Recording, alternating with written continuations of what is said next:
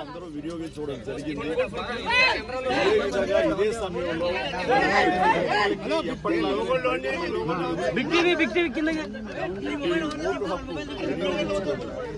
Vote అనేది కేవలం హక్కు మాత్రమే కాదు, అది మన బాధ్యత.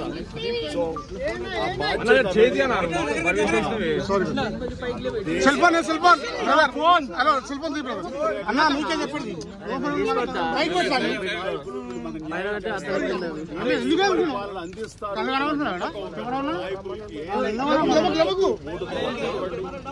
ఆ తర్వాత మన అభివృద్ధిని రావడానికి, అభివృద్ధి పథంలోకి మన దేశం కానివ్వండి, రాష్ట్రం కానీ వెళ్ళటానికి మీరు దోహదపడే